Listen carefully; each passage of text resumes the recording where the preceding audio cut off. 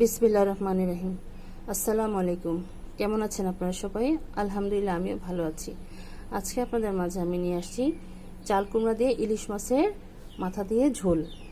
তো আমি এরকম একটি বড় সাইজের চাল কুমড়ো ছিল, এটার অর্ধেকটা আমি নিয়ে নিয়েছি। এই যে এরকম চাল কুমড়াটি দেখতে আমরা তো সবটাই বলি, জালিও বলি অথবা চাল কুমড়া দুটাই বলা যায়। তো এই সাইজের চাল কুমড়াকে আমি কেটে এরকম লাউর মতন করে, যেহেতু একটু বড় সাইজে, আমি এরকম স্লাইস করে কেটে নিয়েছি এরকম লাউর মতন করে।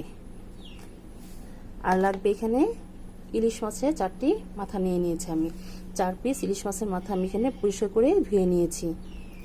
চাইলে আপনারা লেজ অথবা পিস দিয়েও আপনারা এটা রান্না করতে পারেন। আমি শুধু মাছের মাথা দিয়ে রান্না করব। মাছের মাথা দিয়ে রান্না করলে এটার টেস্টটা অনেক ভালো লাগে। আর লাগবে এখানে কিছু পরিমাণ বিলাতি ধনিয়া পাতা, মানে চাশনি পাতা যেটা বলে, সেটা নিয়ে নিয়েছি। কয়েকটি কাঁচামরিচ, আদা রসুন বাটা, একটি পেঁয়াজ কুচি, এক টেবিল চামচ ভরে আমি এখানে ধনিয়ার গুঁড়ো নিয়ে নিয়েছি। আধা চা চামচ পরিমাণ জিরার গুঁড়ো নিয়ে নিয়েছি।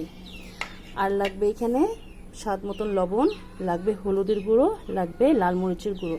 তাহলে চলুন আমরা রান্নায় আমি চুলোর কাছে চলে আসছি। এখন আমি প্রথমে জালটা জ্বালিয়ে দিব। বিসমিল্লাহির রহমানির রহিম। জালটা জ্বালিয়ে দিলাম। এখন এর মধ্যে আমি পরিমাণ করে তেলটা দিয়ে নিব। তেল দিয়ে দিলাম। আপনারা চাইলে মাছটাকে হালকা ভেজে নিতে পারেন, আমি ভাজবো না, যেহেতু এটা কাঁচা অবস্থায় আমি কিছুটা কষিয়ে তারপর রান্না করব। এখানে যে পেঁয়াজ কুচিগুলো আছে সেটা এর মধ্যে দিয়ে দিচ্ছি। বিসমিল্লাহির রহমানির রহিম।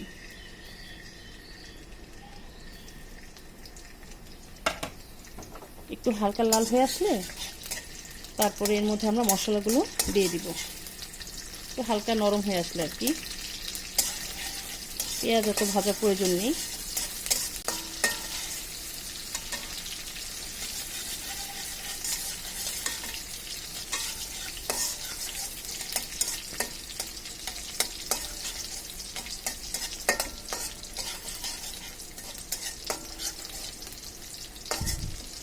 লাউ আর চাল কুমড়ো দুটো আলাদা জিনিস। লাউয়ের টেস্ট একরকম আর চাল কুমড়ার টেস্টটা হচ্ছে অন্যরকম, দুটাই আলাদা। এখন আমরা এর মধ্যে হলুদের গুঁড়ো দিয়ে দিচ্ছি আধা চামচ পরিমাণ, লাল মরিচের গুঁড়ো দিয়ে দিচ্ছি 1 চামচ ভরে পরিমাণ। একটু ঝাল ঝাল করব।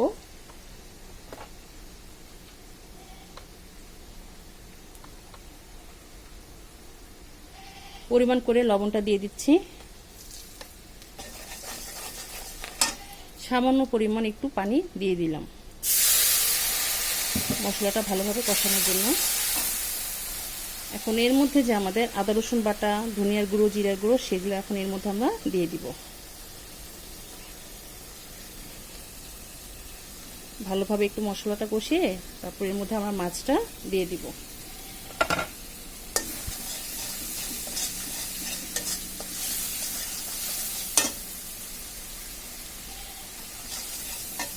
এখন আমরা মাছটা দিয়ে দিব। বিসমিল্লাহির রহমানির রহিম।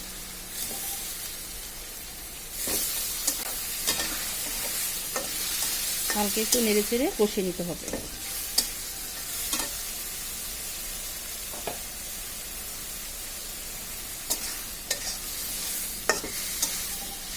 হালকা করে নাড়াচাড়া করে দিচ্ছি।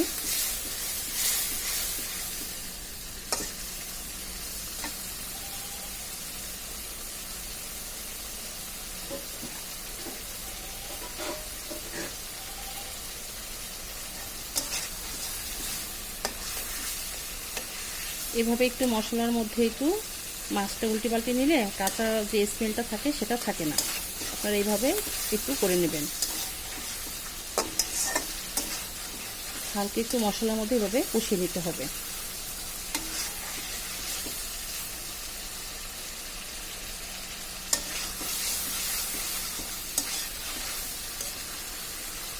এখন আমরা মশলা থেকে মাছগুলোকে আলাদা করে নেব। এমন একটা বাটিতে আলাদা করে নিচ্ছি।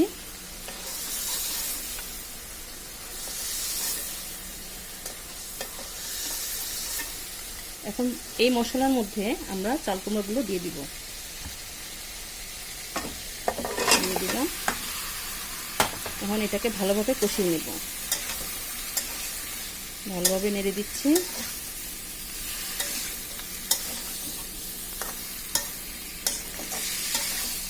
চাল কুমড়াটা যত ভালোভাবে কষানো হবে এটা টেস্টটা তত ভালো লাগবে।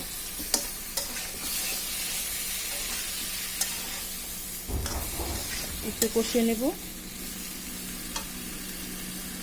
আমাদের চাল কুমড়াটা প্রায় কষানো হয়ে গিয়েছে। এখন আমরা এর মধ্যে পরিমাণ করে পানিটা দিয়ে নিব।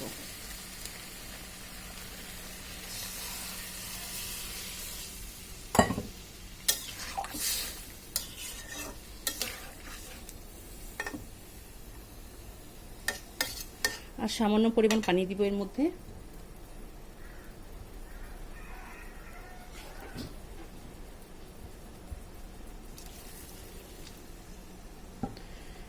এখন এটা বলক আসা পর্যন্ত আমরা অপেক্ষা করব। এখন ঢেকে দিই আর বলক আসা পর্যন্ত আমরা অপেক্ষা করি। আমাদের তরকারিটি প্রায় বলক চলে আসতেছে। এখন আমরা এর মধ্যে যে কষিয়ে রেখেছিলাম মাছগুলো সেটা এর মধ্যে এখন আমরা এটা দিয়ে দিব। দিয়ে দিলাম। দিয়ে হালকা একটু নেড়ে দিব।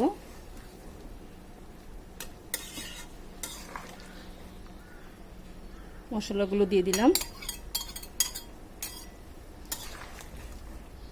এখন আমরা এটাকে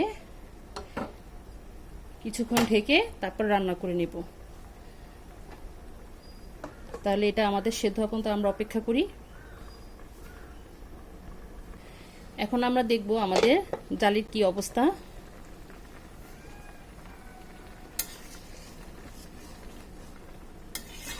একটু সেদ্ধ হবে, এখনো সেদ্ধ হয়নি।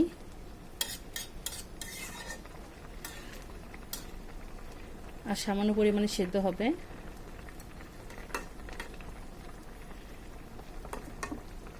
এখন আমি এর মধ্যে যে কাঁচামরিচটা আছে সেটা এর মধ্যে দিয়ে দিব। কাঁচামরিচ না দিলে তরকারির মধ্যে কোনো কিছুই ভালো লাগে না। অবশ্যই কাঁচামরিচটা দিবেন। কাঁচামরিচ প্রত্যেকটা তরকারি টেস্ট বাড়িয়ে দেয়। তো আমি আবার ঢেকে দিচ্ছি। ঢেকে রেখে আর কিছুক্ষণ রান্না করব। তারপরে আমরা যে ধনিয়া পাতাটুকু আছে সেটা আমরা নামানোর আগে দিয়ে নামিয়ে ফেলবো। তাহলে আর কিছুক্ষণ অপেক্ষা করি। আমরা আবার কিছুক্ষণ পর ফিরে আসলাম। এখন ঢাকনাটা খুলে দিব। দেখব এটা কি অবস্থা। এই যে দেখুন তেলটা ভেসে আসছে। আমাদের প্রায় চাল কুমড়াগুলো প্রায় মনে হচ্ছে সিদ্ধ হয়ে গেছে। একটু দেখি। মাশাআল্লাহ, এই দেখুন সিদ্ধ হয়ে গিয়েছে। এখন আমি চুলা জালটি বাড়িয়ে দিব। এখন এর মধ্যে যে ধনিয়া পাতাগুলো ছিল সেটা আমি এভাবে কুচি করে কেটে নিয়েছি। এখন এর মধ্যে এগুলো দিয়ে দিচ্ছি। এই ধনিয়া পাতাটা দেওয়ার চেষ্টা করবেন, তাহলে টেস্টটা অনেকটাই বেড়ে যাবে।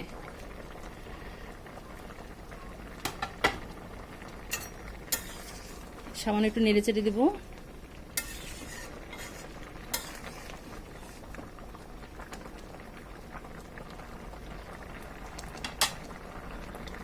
এখন ধনিয়া পাতা যেহেতু দিয়েছি আর 5 মিনিট ভালো করে জাল করে আমরা চুলাটা বন্ধ করে দেব।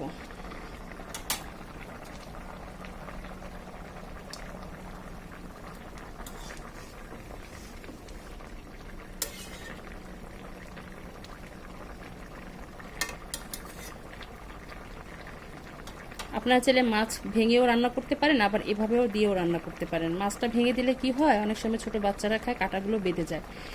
সেজন্য আমি এভাবে আস্ত করে রেখেছি। যেহেতু ইলিশ মাছে প্রচুর কাটা হয় আমরা জানি, তো এভাবে দিলে অনায়াসে যে কেউ এভাবে উঠিয়ে নিয়ে খেতে পারবে। এখন চুলাটা বন্ধ করে দিই। চলুন আমরা পরিবেশনে চলে যাই। তৈরি হয়ে গেল আমাদের মজাদার ইলিশ মাছের মাথা দিয়ে চাল কুমড়ার রেসিপি। মাশাআল্লাহ, আলহামদুলিল্লাহ, দেখুন দেখতে কত ভালো লাগছে। এভাবে একবার হলো আপনারা তৈরি করে দেখবেন, ইনশাআল্লাহ আপনাদেরটাও ভালো লাগবে। এখানে লাউ চেয়েও কম না চাল কুমড়াটা, এটাও খেতে ভীষণ মজা।